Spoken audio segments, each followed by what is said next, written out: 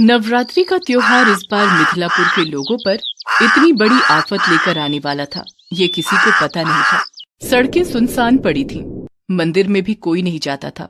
सड़क पर तभी कोई आदमी नजर आता जब किसी घर से अर्थी निकलती और उस अर्थी में सिर्फ घर के लोग ही शामिल होते। ऐसा कोई दिन नहीं था जब किसी घर से लाश नहीं निकलती।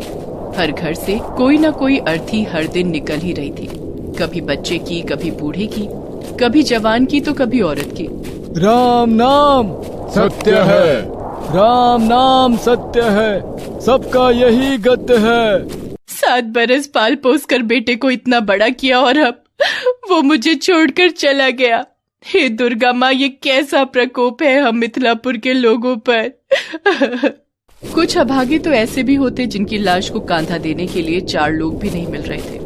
ऐसा ही एक अभागा था सूरज चंद, जिसकी छोटी बेटी मीठी उसके मृत शरीर को खींचकर शमशान की ओर ले जा रही थी। बाबा भी चले गए, कल मैं भी चली जाऊंगी। पूरा गांव चला जाएगा तो फिर माता के मंदिर में पूजा आराधना कौन करेगा। ये कहानी 200 साल पहले की है। मिथिलापुर गांव में मीठी नाम की एक गरीब लड़की अपने पिता सूरज चंद के साथ रहती थी। दोनों दुर्गा मंदिर के बाहर फूलों की माला बेचा करते थे। अरे हाँ चाचा, बिल्कुल ताजे फूल हैं। अब क्या मैं अपनी माँ के लिए बासी फूल दूंगी आपको? नहीं नहीं, मैं और बाबा हर दिन सुबह सुबह जाते हैं फूलों को तोड़ने। उतनी सुबह तो सूरज भी नहीं जागता। अच्छा, इतनी सवेरे तुम जाग जाती हो? हाँ, जाग जाती हूँ ना। अगर नहीं जागूंगी तो मेरी माँ के लिए फूल कैसे आएंगे? मीठी के व्यवहार और उसकी दुर्गा माँ की भक्ति की चर्चा हर कोई करता था। मीठी दुर्गा माँ को बहुत मानती थी और जब वो बहुत परेशान होती तो उनके मंदिर जाकर अपना दुख या परेशानी उनसे कहती। उसकी अपनी माँ तो उसके पैदा होने के तुरंत बाद ही गुजर गई थी, इसलिए दुर्गा माँ को ही वो अपनी माँ मानती थी। माँ, तू तो जानती है ना नवरात्रि आ रही है और इस बार मैंने नवरात्रि का व्रत रखने का फैसला किया है। सुन माँ, तू मेरी मदद करना। पूजा में मुझसे कोई भूल चूक हो जाए तो मुझे क्षमा कर देना, करेगी ना? मीठी के बाबा सूरज चंद को ये बिल्कुल पता नहीं था कि मीठी इस बार व्रत रखने वाली है, लेकिन जब उन्हें इस बारे में पता चला तो अरे मीठी, ये मैं क्या सुन रहा हूँ? तू नवरात्रि के व्रत रखने वाली है? अरे कैसे रखेगी तू व्रत? कैसे रखूंगी मतलब? जैसे सभी रखते हैं बाबा। कुछ भी खाना नहीं होता है व्रत में, पता है ना? हाँ पता है, मैं रख लूंगी बाबा। नवरात्रि में भक्तों को माँ के स्वागत का मौका तो मिलता है, लेकिन ये वो समय भी होता है जब काली शक्तियों को भी प्राप्त करने की कोशिश की जाती है। मिथिलापुर के लोग नवरात्रि की तैयारी कर रहे थे और उधर शमशान में हवन कुंड के पास बैठा काली शक्तियों का उपासक त्रिपुटासुर बेहद गुस्से में था। मेरी लाख कोशिश के बावजूद भी लोग उस दुर्गा की पूजा करना नहीं छोड़ रहे हैं और न ही मुझे ईश्वर मान रहे हैं। हे काली शक्तियों, मैं कई सालों से तुम्हारी आराधना इसलिए कर रहा हूँ कि तुम मेरे मनोरथ को सिद्ध करो, लेकिन लगता है मेरी आराधना का तुम पर कोई असर नहीं हो रहा है। ठीक है, अगर तुम मंत्रों से प्रसन्न नहीं हो तो मैं तुझे बलि दूंगा, बलि। ये कहकर उसने सामने रखा कटार निकाला और उसका वार अपनी गर्दन पर कर दिया। अगले ही पल उसका कटा सिर हवन कुंड के ऊपर जा गिरा और त्रिपुटासुर का धड़ वहीं शमशान की भूमि पर तड़पने लगा। तभी अचानक वहाँ एक काला दानव प्रकट हुआ। उस दानव के 3 सर थे पर आंख एक ही थी, वो भी बीच वाले सिर में। त्रिपुटासुर, मैं तुम्हारी भक्ति से अत्यंत प्रसन्न हूँ। तुमने अपनी बलि देकर मेरे हृदय को जीत लिया है। ए कटे सिर, मैं तुझे आज्ञा दे रहा हूँ कि तू अभी के अभी त्रिपुटासुर के धड़ पर जाकर लग जा। त्रिपुटासुर का कटा सिर उड़ता हुआ आया और उसके धड़ पर जा लगा। त्रिपुटासुर तुरंत उठकर खड़ा हो गया। काला दानव की जय हो। त्रिपुटासुर, बोलो क्या इच्छा है तुम्हारी? मेरी एक ही इच्छा है, भगवान बनने की। मैं भगवान बनना चाहता हूँ। मैं चाहता हूँ कि लोग मेरी पूजा करें, दुर्गा की नहीं। लेकिन मैं नहीं जानता कि ये कैसे संभव है। बस तुझे भगवान बनाना है। त्रिपुटासुर, तुम्हें तो पता है ना, इसके पहले भी कई लोगों की यही इच्छा रही है, लेकिन कोई भगवान नहीं बन सका। इसका मतलब आप में वो शक्ति नहीं है कि मुझे भगवान बना सके? त्रिपुटासुर, शक्ति तभी सार्थक होती है जब उसका गलत फायदा ना उठाया जाए। लेकिन मैं अपने वरदान से बंधा हुआ हूँ। जाओ, मैं तुम्हें महामारी फैलाने की शक्ति देता हूँ और इससे लोगों को मुक्ति दिलाने की भी शक्ति। जब तुम लोगों को इससे मुक्ति दिलाओगे तो लोग खुद ब खुद तुम्हें भगवान मान लेंगे। उसके बाद काले दानव ने अपनी आंखें बंद की और कोई मंत्र पढ़ा। थोड़ी देर बाद उसके शरीर से धुआं निकलने लगा और एक औरत प्रकट हुई जिसका रंग भयानक काला था। त्रिपुटासुर, यही है महामारी। यह मेरी दासी है, लेकिन आज के बाद ये तुम्हारी दासी है। ये जहाँ रहती है वहाँ लोगों को भयानक बीमारी होने लगती है। इस बीमारी से लोगों का शरीर गलने लगता है, उसके शरीर में कीड़े पड़ने लगते हैं और फिर एक दिन वो तड़प तड़प कर मर जाता है। जाओ और इसका उपयोग करो और बन जाओ भगवान। महामारी की शक्ति और त्रिपुटासुर की शैतानी सोच ने मिथिलापुर जैसे हंसते खेलते जगह को शमशान बना दिया था। हर दिन लोगों की मौत, हर घर से आती रोने की आवाज से मिथिलापुर के लोग पूरी तरह डर गए थे। लोग प्रार्थना तो कर रहे थे, लेकिन इस महामारी से मुक्ति नहीं मिल रही थी। एक दिन की बात है, त्रिपुटासुर भैंसे पर सवार होकर मिथिलापुर पहुंचा। उसके पीछे महामारी बैठी हुई थी। वो गांव के बीचों बीच खड़ा हो गया और हंसते हुए लोगों से बोला, मिथिलापुर के लोगों, कैसे लग रही है हर घर से आती चीखों की आवाज? कैसा लग रहा है घर से चीता को निकलते हुए देखना? जानते हो, इन मौतों के पीछे मेरी ये दासी महामारी का हाथ है। मैं इसे जो बोलता हूँ वो ये करती है। अगर तुम लोग चाहते हो कि इन मौतों का सिलसिला थम जाए तो मुझे ईश्वर मानना शुरू कर दो, क्योंकि इन मौतों और महामारी से अगर तुम्हें कोई बचा सकता है तो वो मैं हूँ। इसलिए आज से दुर्गा की पूजा छोड़ो और मेरी पूजा शुरू करो। अगर नहीं तो फिर मरने के लिए तैयार हो जाओ। महामारी का खौफ लोगों में इतना बढ़ गया था कि लोगों ने ना आगे की सोची ना पीछे की। उन्होंने त्रिपुटासुर को भगवान मान लिया। भगवान त्रिपुटासुर की जय हो। नवरात्रि में जहाँ माता रानी की पूजा होती थी, वहाँ हर घर में त्रिपुटासुर की पूजा और आरती होने लगी। पूरे मिथिलापुर में अगर कोई ऐसा था जो त्रिपुटासुर की पूजा नहीं कर रहा था तो वो थी मीठी। त्रिपुटासुर को जब ये पता लगा तो वो गुस्से में पागल हो गया और महामारी को लेकर दुर्गा मंदिर में जा पहुंचा, जहां वो भूखी प्यासी माँ की पूजा कर रही थी।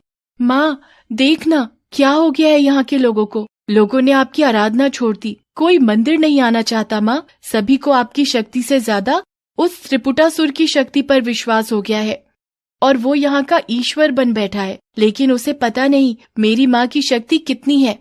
उसे नहीं पता है कि किसी की पूजा डर कर नहीं, प्रेम और भक्ति से की जाती है। कोई भी ईश्वर किसी को डराकर नहीं बनता।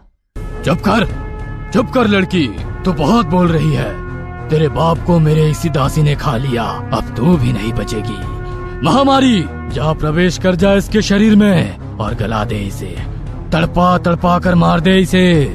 महामारी भयानक हंसी के साथ मीठी के शरीर में प्रवेश करने वाली थी। तभी मंदिर की दुर्गा की मूरत में हलचल हुई और उनके हाथ से निकलकर एक त्रिशूल उड़ता हुआ महामारी के पेट में जा लगता है। उसके पेट से खून की धार बह निकलती है। त्रिपुटासुर यह देखकर गुस्से में भर जाता है और मीठी की ओर देखकर कहता है, मुझे जादू सिखा रही है तू? रुक। त्रिपुटासुर मीठी को पकड़कर उठा लेता है और उसे जमीन पर पटकने वाला होता है। तभी माँ दुर्गा साक्षात रूप में वहाँ प्रकट होती है। माँ आप, मैं आ गई हूँ बेटी, तू चिंता मत कर। तू आई है इसे बचाने। तुझे पता नहीं मैं ईश्वर हूँ यहाँ का, तू नहीं। त्रिपुटासुर, तूने सारी सीमाएं लांघ दी हैं। आज इस छोटी सी बच्ची को जो बेचारी नवरात्र कर भूखे प्यासे मेरी आराधना कर रही है, उस पर तू अपनी शक्ति दिखाने आ गया। बहुत ईश्वर बनने का शौक है तुझे, बचा अब खुद को। माता दुर्गा ने उसी समय खड्ग से त्रिपुटासुर की गर्दन काट दी। वो छटपटाकर मर गया। उसके बाद माता दुर्गा ने अपनी आंखें बंद की और जोर से फूंक मारी। अचानक वहां तेज तेज आंधी चलने लगी। आंधी इतनी तेज थी कि लोग अपने घरों से बाहर निकल आए। माँ दुर्गा को देखकर सभी आश्चर्यचकित रह गए। लोगों ने जब त्रिपुटासुर और महामारी को मरे देखा तो दुर्गा माता की जय, दुर्गा माता की जय, दुर्गा माता की जय। त्रिपुटासुर का आतंक खत्म हो गया। इस छोटी गरीब बेटी जिसके पिता भी अब नहीं रहे, उसके विश्वास ने माँ दुर्गा को यहाँ खींच लाया। हम सब तो उस त्रिपुटासुर के डर से माँ की आराधना करना छोड़ दिए थे ना, लेकिन इस बच्ची ने साहस दिखाया। माँ, हमें क्षमा कर दीजिए माँ, जो हम डर कर आपकी शक्ति को आंकने लगे और इस त्रिपुटासुर की शक्ति के आगे नतमस्तक हो गए। हमें क्षमा कर दीजिए, लेकिन हम क्या करते माँ, हमारे अपने मारे जा रहे थे। उसके बाद माता रानी ने लोगों की ओर मुस्कुराकर देखा और फिर से कुछ मंत्र पढ़कर हवा की ओर इशारा किया। अचानक हवा में एक कलश प्रकट हुआ। वो अमृत कलश था। उससे अमृत की बूंदें जमीन पर गिरने लगी और एक एक कर गांव के मरे लोग जीवित होने लगे। मीठी के पिता भी जीवित हो गए। मीठी ने भागकर उन्हें गले से लगा लिया और जोर से बोली, दुर्गा माता की जय, दुर्गा माता की जय। गरीबी लोगों को अंदर से मार देती है, खासकर बच्चों को। मधु ऐसे ही एक गरीब परिवार की लड़की है। मधु स्कूल तो जाती है लेकिन फटे हुए कपड़ों में। उसके पास नया यूनिफॉर्म खरीदने के पैसे नहीं हैं। उसके पास लिखने के लिए पेन नहीं है, किताबें भी नहीं है। इस बात को लेकर स्कूल के बाकी बच्चे और टीचर भी उसका मजाक उड़ाते हैं। बच्चों, लिखना शुरू करो, मैं सबकी कॉपी चेक करूंगी। सभी बच्चों ने कॉपी निकालकर लिखना शुरू कर दिया। मधु ने फटी हुई कॉपी तो निकाली, लेकिन उसके पास पेन नहीं था। उसने बाकी बच्चों से पेन मांगना शुरू किया। राजू, तेरे पास एक्स्ट्रा पेन है क्या? हाँ है, लेकिन मैं तुझे नहीं दूंगा। क्यों राजू? तू गरीब है, तेरे पास पेन नहीं है, तू मेरा पेन लेकर भाग जाएगी। ये सुनकर मधु को रोना आ गया। तभी टीचर ने कहा, क्या बात है राजू, तुम खुसुर फुसुर क्यों कर रहे हो? मधु मुझसे पेन मांग रही है मैडम, उसके पास पेन भी नहीं है। क्या मधु, कुछ भी नहीं है तो स्कूल क्यों आती हो? बाहर बाकी गरीब बच्चों की तरह बकरियां चराओ। नहीं मैडम, मुझे पढ़ लिख कर कुछ बनना है। ये सुनकर सभी जोर जोर से हंसने लगे। पढ़ने के लिए किताब खरीदनी पड़ती है, वो भी हमारे ही स्कूल से। हाँ, मधु के पास तो किताबें भी नहीं है। मधु गरीब है, उसका बाप निकम्मा है। टीचर ने मधु को क्लास के बाहर कान पकड़कर मुर्गा बना दिया। मधु की आंखों से आंसू टपकने लगे। जमीन पर आंसू गिरते गिरते वो जगह भीग गई और मधु मन ही मन दुर्गा माँ को याद करने लगी। दुर्गा माँ, मैं क्या करूँ दुर्गा माँ? स्कूल आती हूँ इसीलिए मेरी बस्ती के बच्चे मुझसे दोस्ती नहीं करते, और गरीब हूँ इसलिए स्कूल के बच्चे मेरा मजाक उड़ाते हैं। मैं कहाँ जाऊँ दुर्गा माँ, कहाँ जाऊँ? मेरी मदद कीजिए। मधु का दुख देखकर स्वर्ग में बैठी हुई दुर्गा माँ का दिल भी भर आया। नवरात्रि आने वाली थी और धरती लोक में चारों तरफ अमीर लोग नवरात्रि के लिए बहुत कुछ खरीद रहे थे, लेकिन मधु के परिवार के पास सूखी रोटी के अलावा कुछ नहीं था। लेकिन मधु दुर्गा माँ की सच्ची भक्त थी। उसने कभी खुद के लिए दुर्गा माँ से कुछ नहीं मांगा था। दुनिया के अमीर लोग मुझसे बस अपने लिए धन दौलत की मांग करते हैं, लेकिन इतनी सी बच्ची कितनी मेहनत कर रही है। मैं इसकी मदद नहीं करूंगी तो कौन करेगा? स्कूल खत्म होने के बाद सभी बच्चे अपने अपने घर चले गए। मधु पूरा दिन मुर्गा बनने के बाद गांव के ही एक तालाब के पास जाकर बैठी रही और रोने लगी। क्या करूंगी मैं स्कूल जाकर? स्कूल में शिक्षा नहीं, सिर्फ व्यापार चल रहा है। स्कूल से ही हर साल नया यूनिफॉर्म खरीदना होगा, स्कूल से ही किताबें खरीदनी पड़ेगी और स्कूल से ही फीस अलग से देनी होगी। मेरे बापू के पास इतना पैसा नहीं है, इससे अच्छा मैं गाय और बकरी ही चराती हूँ, कुछ पैसे आ जाएंगे। मधु अपने ही ख्यालों में खोई हुई थी, तभी उसके कंधे पर किसी ने हाथ रखा। उसने मुड़कर देखा, 9 लड़कियां वहां खड़ी हैं। सभी की उम्र मधु की उम्र के बराबर ही है।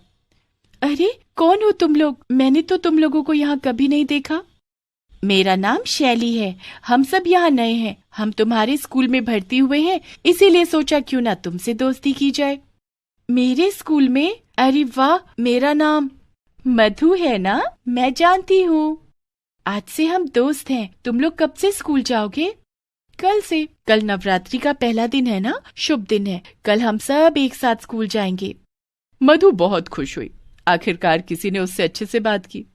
अगले दिन मधु 9 लड़कियों से इसी जगह पर मिली और फिर सभी एक साथ स्कूल चली गई। स्कूल में मधु के साथ बाकी लड़कियों को देखकर बाकी बच्चे आपस में खुसुर फुसुर करने लगे। अरे ये किन लोगों को लेकर आई है? इतनी सारी लड़कियां एक साथ आज कहाँ से आ गईं? लगता है इसी की बस्ती की लड़कियां हैं। तभी टीचर वहां आ गई। बच्चों, ये 9 लड़कियां आज से इसी क्लास में बैठेंगी। इन लोगों ने कल ही स्कूल में एडमिशन लिया है और पूरे साल का पेमेंट एक साथ कर दिया है। अरे वाह, इसका मतलब ये सब अमीर है। हेलो, क्या तुम लोग मुझसे दोस्ती करोगे? मैं इस क्लास का सबसे अमीर लड़का हूँ। तो क्या हुआ, हो तो बिल्कुल लप्पू से।